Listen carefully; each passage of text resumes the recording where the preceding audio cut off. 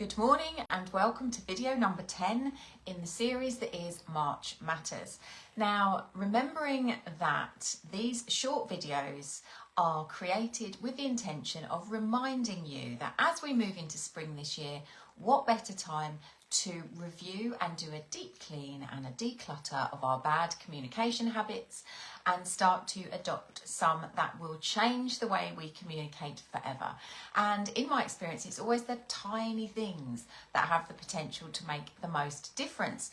So today's video is all about how to manage your nerves before you speak, because so many people that I work with, regardless of their age, they get very nervous ahead of saying something important.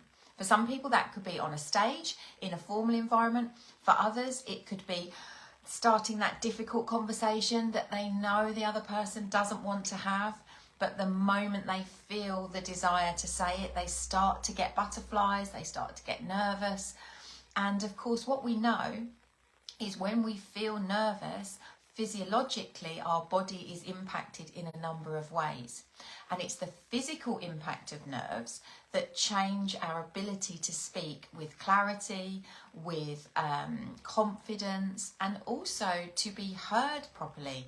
Because some of the bad habits we get into when we're nervous cause our voice box to be affected, the amount of air that we allow ourselves to have to use to speak to be diminished, all of which go against our desire when we are speaking out loud, which is to be heard and understood, to share something that we believe could help or heal or guide or solve in some way. Morning, Jill. Lovely to have you with me this morning. Today's video, Jill, was just saying, is all about managing nerves before we speak. Now, there are lots of people that have shared different techniques over time, and they work in different ways, but I want to share my favourite technique with you this morning, and this works with kids and with adults alike, and it's something that I read about the Navy SEALs adopting. So if you are a child client or a teenage client of mine, then you will know that they will say to me regularly, just relax, breathe like a Navy SEAL, or I was waiting to go in, Beth, and I did my breathing like a Navy SEAL, and it literally makes my heart sing. Because what the Navy SEALs do is they do a breathing technique to calm them and allow them to continue to have clarity of thought in the very stressful situations that they find themselves in. So all they do is really simply, they take a deep breath in for a count of 5, they hold their breath for a count of 5, and then they exhale their breath very slowly for a count of 5.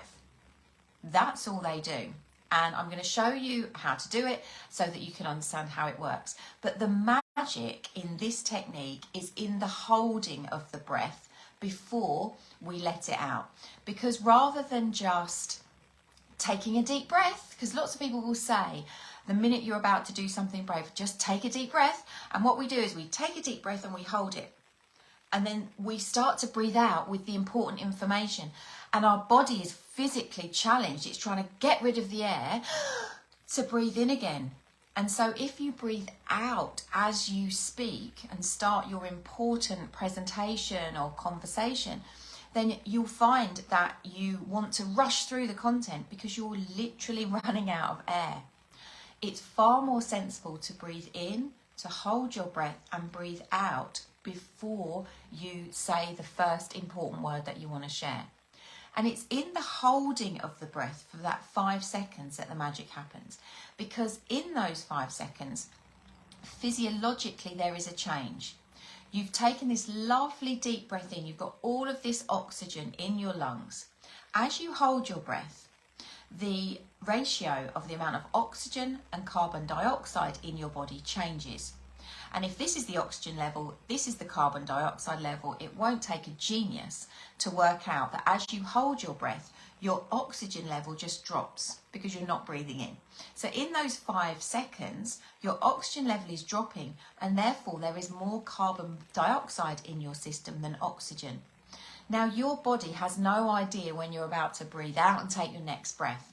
So it reacts to the fact that there's more carbon dioxide than they'd like, and it says, whoa, okay, oxygen level is diminished. What are we going to do?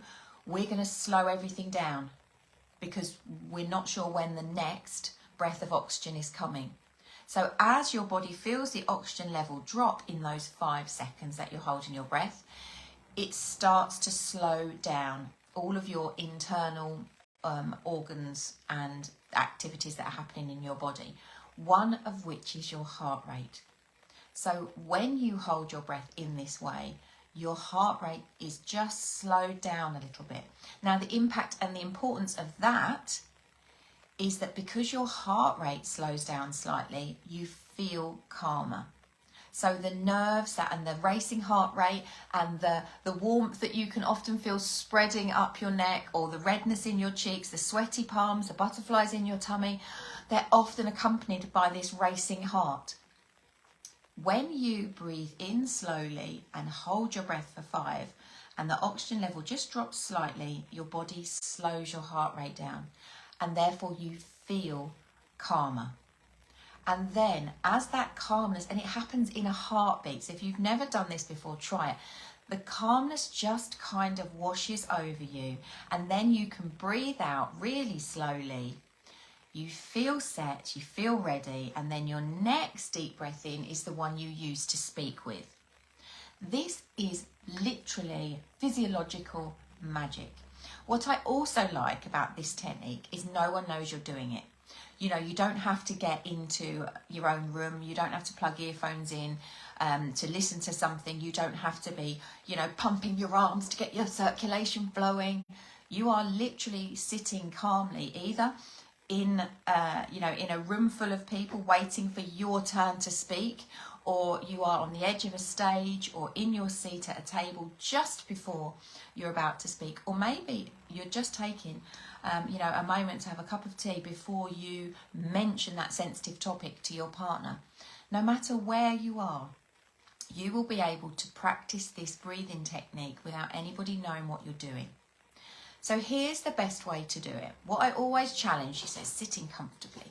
What I challenge my clients to do is firstly relax. Because what we want to do is fill up our lungs, use our diaphragm to be lowered so that we've got all the capacity we could possibly have in our lungs to use as much breath as possible. So I get my clients to just relax their shoulders, because with nerves often comes this, and we're automatically, the more we tense, you can probably hear the impact that is having on my voice. So we just relax the shoulders, which opens and unrestricts the airway, and just really slowly breathe in. Now I say to my clients, remember to breathe like a baby, because sometimes we are so busy feeling nervous that we tighten our stomach muscles, and then we don't allow our diaphragm to relax and for us to use all the air. So I say relax. Remember to breathe like a baby. When a baby breathes in, their tummy comes out.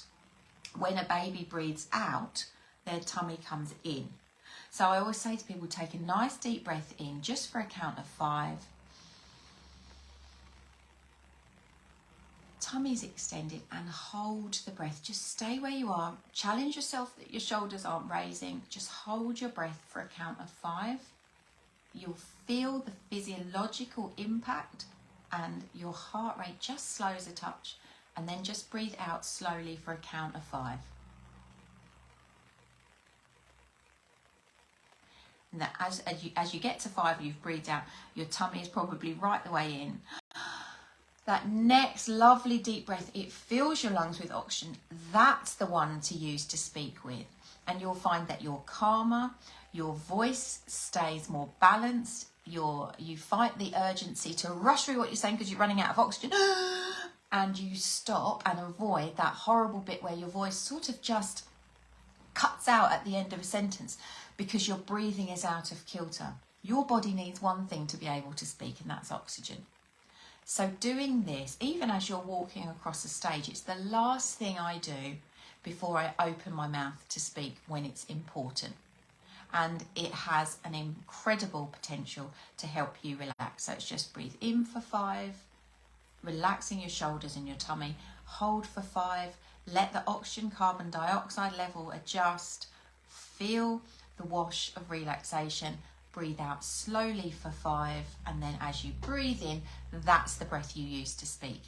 That is by far the most inobtrusive, effective way of managing speech nerves that I have come across to date, and it was my pleasure to bring it to you this morning. That's all I wanted to share with you. So if Tuesday holds a difficult conversation or a speaking out loud moment, remember to breathe like a Navy SEAL.